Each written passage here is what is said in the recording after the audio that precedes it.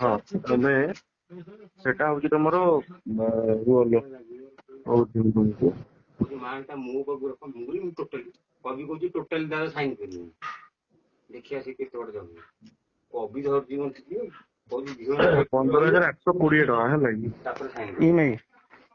Hello ହଁ sir.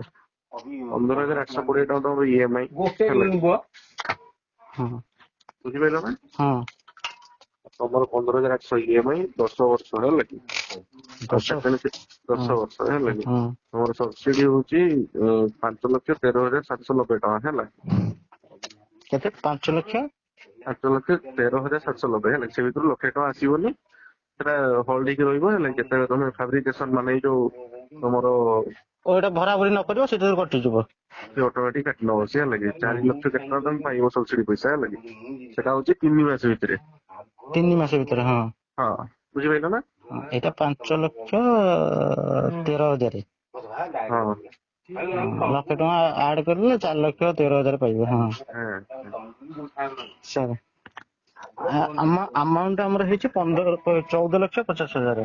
14,55,000 ହେଲା କି 55,000। ହଁ ହଁ 55,000 ରୁ ତମର ଆକାଉଣ୍ଟ କୁ ମାନେ ଖାତାକୁ ଆସିବ 14,52,000 ଭଳିଆ ଆସିବ ତମ ଖାତାକୁ ଆଉ ହଁ 14,52,000 ଆସିବ। ଏଇ ଯୋଉ ସବସିଡି ପଇସା ଟା 3 ମାସ ପରେ ରିଟର୍ନ ଆସିବ ଏକ୍ସଟ୍ରା। ସେଟା 3 ମାସ ଲାଗେନି ହେଲା ଯେତେ ଜଲ୍ଦି ମ୍ୟାନେଜର ଆପ୍ରୁଭ କରିଦବ ସେତେ ଜଲ୍ଦି ପଳେଇ ଆସିବ। ତାପରେ ମତେ କହିଲେ କଣ କହିଲେ ତମର ସିକ୍ୟୁରିଟି ରହିଛି 25,000 25,872 ଟଙ୍କା 25,872 ଟଙ୍କା। ହେଲା ହଁ ସେଠୁ ସାର୍ ଦେଇଛ ହଁ ଦେଇଛି ସାର୍ କେତେ? ସେଠୁ ଦେଇଛ ତମେ ଦେଇଛ ତମେ 8,722 ଟଙ୍କା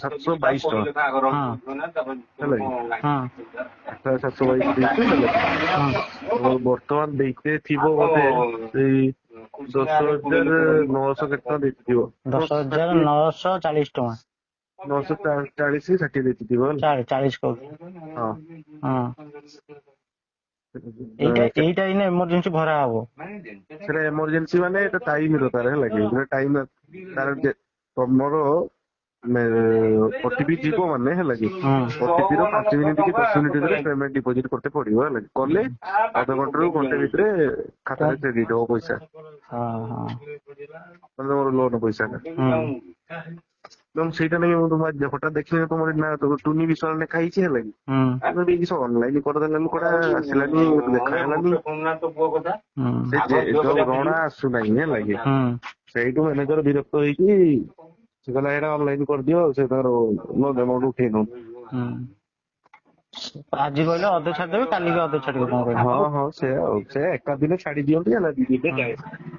ହଁ ସାର୍ ମୁଁ ଏଇଟା ଏଇନେ ଭରି ଦଉଛି ଆପଣଙ୍କୁ ଫଟୋ ଆକାଉଣ୍ଟ ଏଇଟା ପଠେଇ ଦଉଛି କୋଉଟା ଆମାଉଣ୍ଟ ଟା 10-15 ମିନିଟ୍ ଭିତରେ ପଠେଇ ଦଉଛି କେମିତି କଣ କରିକି ପଠେଇ ସାରିଲା ପରେ ସିଏ କହିବା କଥା ଦିଲ୍ଲୀରୁ ଯୋଉ ଫୋନ୍ ଟା ଆସିବ ଆପଣଙ୍କୁ ଖାଲି କହିବାକୁ ପଡିବ ନା କଣ ନା ଆମ ଆମାଉଣ୍ଟ 14,50,000 ହେଇଛି ନା 55 ସେଇଟା ପଚାରିବେ ଆଉ ପଚାରିବେ ଯୋଉ ସିକ୍ୟୁରିଟି ମନି କେତେ ଦେଇଛ ସେଇଟା ନିହାତି କହିବ କାରଣ 25,000। ଦେଖ ଚୋଲାମଣ୍ଡଳ ମୁଁ କମିଟ କରେ କଣ ନା ତମର 2 ମାସର କିସ୍ତି ପଇସା କାଟିକି ରଖିବା କଥା ହେଲା କି ତ ସେଟାକୁ ନ ରଖିକି ଆମେ ଯେହେତୁ ତମର ଇଏ ଅଛି ମାନେ କଣ ସେଟା ଫାବ୍ରିକେସନ ସାର୍ଟିଫିକେଟ ଅଛି ହେଲା କି ମସରୁମ ସାର୍ଟିଫିକେଟ ଏଗ୍ରିକଲଚର ହେଲା କି ସେଇଟା ସେପାଇଁ ଆମେ ରଖୁନାହିଁ ହେଲା କି ନହେଲେ ତମେ ବର୍ତ୍ତମାନ ରହିଥାନ୍ତା କେତେ ତମର କିସ୍ତି କେତେ 15,800 କେତେ କିସ୍ତି ନା 15,000 ମାନେ 15,15 30 8,816